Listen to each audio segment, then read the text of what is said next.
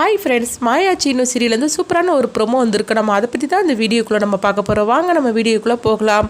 பத்மா எப்படியாவது மாயா வீட்டை விட்டு அனுப்பிவிட்டுறோன்னு சொல்லிட்டு பார்வதிட்ட 40 லட்ச ரூபா பணத்தை கேட்குறாங்க. அவங்களும் கொடுக்க மாட்டேன்னு சொல்கிறாங்க. ஆனாலும் வற்புறுத்தி வாங்கியிருந்தாங்க. அந்த பணத்தை கொண்டு மகாலிங்கத்திட்ட கொடுத்து சீனுக்கிட்ட கொடுக்க சொல்லவும் மகாலிங்கமாக அதே மாதிரிக்கு செய்கிறாங்க. ஆனால் சீனு அந்த பணத்தை வாங்க மாட்டேன்னு சொல்லியிருந்தாங்க. மாயாவை எப்படி வீட்டை விட்டு அனுப்பிவிடணும், அவளுக்கு பணத்தை எப்படி ஏற்பாடு பண்ணணும்னு சொல்லி எனக்கு தெரியும். எங்கள் விஷயத்தில் நீங்கள் தலையிட்டு இருக்காதீங்க, ஒழுங்கு மரியாதைங்கிறது போயிருங்க அப்படிங்கவும் மகாலிங்கமும் சரின்னு சொல்லிட்டு அங்கேருந்து வராங்க. அப்போ பேக்கை திறந்து பார்க்குறாங்க. 40 லட்ச ரூபா பணத்தை அதை பார்த்ததுமே மகாலிங்கத்தோட மனசு மாற ஆரம்பிச்சிருது. இவ்வளோ பணம் இருக்குது, இதை கொண்டு எதுக்காக திரும்பவும் நம்ம பத்மாட்ட கொடுக்கணும், இது பேசாமல் நம்மளே எடுத்துக்கிட வேண்டியதான்னு சொல்லிட்டு மகாலிங்க ஒரு திட்டத்தை போடுறாங்க.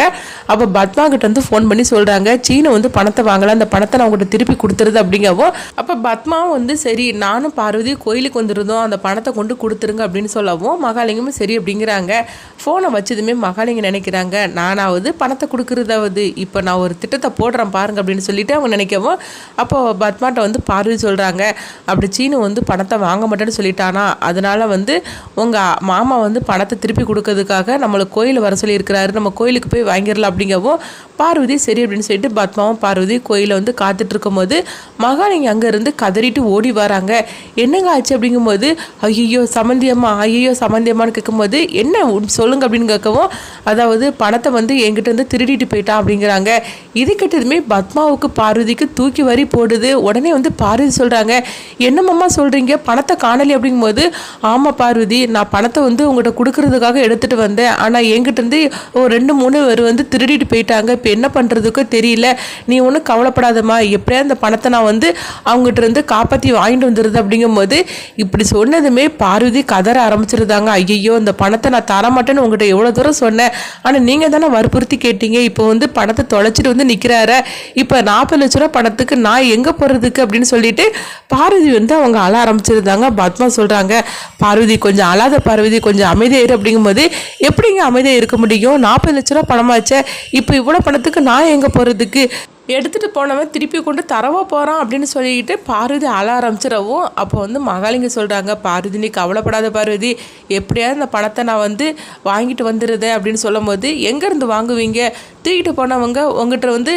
கொடுக்கறதுக்காக அங்கே வெயிட் பண்ணிட்டா இருப்பாங்க, என் பணம் போச்சு அவ்வளோதான் அப்படின்னு சொல்லிட்டு பார்வதி அழுதுகிட்டே இருக்கவும் பத்மா சொல்கிறாங்க, பார்வதி நான் சொல்கிறது கேளு, நம்ம இப்போ வீட்டுக்கு போகலாம், எப்படியாவது இந்த பணத்தை நம்ம கண்டுபிடிச்சிடலாம், நீ அழுதுகிட்டு இருக்காத, நீ இப்படி அழுறதை பார்த்தாலேயே நம்மள மேலே சந்தேகம் வந்துடும், நம்ம வீட்டுக்கு கிளம்பி போகலாம் அப்படின்னு சொல்லவும் மகாலிங்கத்தை பத்மா சொல்கிறாங்க, என்னங்க உங்களோட பணத்தை கொடுத்ததுக்கு நீங்கள் இப்படியா பண்ணுவீங்க, கொஞ்சம் ஜாக்கிரதையாக இருக்கக்கூடாது அப்படிங்கும்போது சம்மந்தியமாக நானும் ஜாக்கிரதையாக தான் உங்கள்கிட்ட கொண்டுட்டு கொடுத்துடலான்ட்டு வந்தேன், ஆனால் இப்படி நடக்கணும் நானும் நினைக்கவே இல்லை சம்மந்தியமாக அப்படிங்கவும் அப்படி உடனே பத்மா சொல்கிறாங்க, எப்படியாவது பணத்தை சீக்கிரமாக கண்டுபிடிச்சி கொடுங்க அப்படின்னு சொல்லிட்டு போகிறாங்க. அடுத்து மகாலிங்கம் அவங்க 2 பேரும் போனதுக்கப்புறமா சிரிக்க ஆரம்பிச்சிருந்தாங்க. பணம் தொலைஞ்சு போனால் தானே நான் கண்டுபிடிச்சி கொடுக்கறதுக்கு, பணமே என்கிட்ட தானே இருக்குது, அவ்வளோதான் முடிஞ்சு போச்சுது, 40 லட்ச ரூபா பணமும் எனக்கு தான் அப்படின்னு சொல்லிட்டு மகாலிங்க சிரிச்சுக்கிட்டே போகிறாங்க. அடுத்து பார்த்தோம்னா பத்மா பார்வதி அழைச்சிட்டு வீட்டுக்கு வராங்க. இங்கே பார்வதி, பணம் காணாமல் போன விஷயம் நம்ம 2 பேருக்கு தான் தெரியும், நீ யாருக்கிட்டே நீயே சொல்லிடாத அவ்வளோதான் அப்படிங்கும்போது நான் எப்படி சொல்ல முடியும், நான் ஏற்கனவே உங்கள் அண்ணன் பணம் கெட்டதுக்கு கூட நான் தரமாட்டேன்னு சொன்னேன், அப்படி இருக்கும்போது இப்போ 40 லட்ச ரூபா பணத்தை நான் தொலைச்சிட்டு நின்றுக்கிட்டு இருக்கிறேன், நான் எப்படி சொல்ல முடியும், நான் சொன்னோம்னா அவ்வளோதான் என் வீட்டுக்காரரு என் கதையே முடிச்சு போடுவார் அப்படின்னு சொல்லிட்டு அவங்க பார்வதி போகிறாங்க. அடுத்து பார்த்தோம்னா மாயா இவங்க 2 பேரும் பேசுகிறத கவனிச்சுக்கிட்டே இருக்கிறாங்க. இவங்க 2 பேருடைய முகமும் சரியில்லையே, ஏதோ ஒன்று நடந்திருக்கிற மாதிரிக்கே தெரியுது அப்படின்னு சொல்லிட்டு மாயா பார்த்துட்டு இருக்கவும் அடுத்து பார்த்தோம்னா சிவராமனை தான் காட்டுறாங்க. சிவராமன் பார்வதி கிட்ட சொல்கிறாங்க, பார்வதி நான் 40 லட்ச ரூபா பணத்தை கொடுத்துறோம்ல, அது நாளைக்கு தேவைப்படுது அப்படின்னு சொல்லவும் உடனே பார்வதி அதிர்ச்சி அடைகிறாங்க. பத்மா அதோட அதிர்ச்சி அடைகிறாங்க. அப்போ சிவராமன் கேட்குறாங்க, என்ன பார்வதி எதுவுமே சொல்லாமல் பேசாமல் இருக்கிற அப்படிங்கும்போது இல்லைங்க ஒன்றும் இல்லைங்க அப்படிங்கிறாங்க, நாளைக்கு 40 லட்ச ரூபா பணத்தை கொண்டு கொடுக்கணும், அதனால அதை எடுத்து வச்சிரு அப்படிங்கும்போது சரிதாங்க அப்படிங்கிறாங்க. அவங்க சிவராமன் போனதுக்கப்புறமா பார்வதி ரூமுக்குள்ளே பத்மாட்ட சொல்கிறாங்க, இப்போ நான் என்ன பண்ணுறது கண்ணி, 40 லட்ச ரூபா பணத்தை நாளைக்கு கேட்குறாரு, நான் எங்கே கொடுக்கறதுக்கு, இல்லாத பணத்தை நான் எங்கே கொண்டு போய் ஏற்பாடு பண்ணி கொடுக்கறதுக்கு அப்படிங்கவோ இதை மாயா கேட்டுட்டு இருக்கிறாங்க.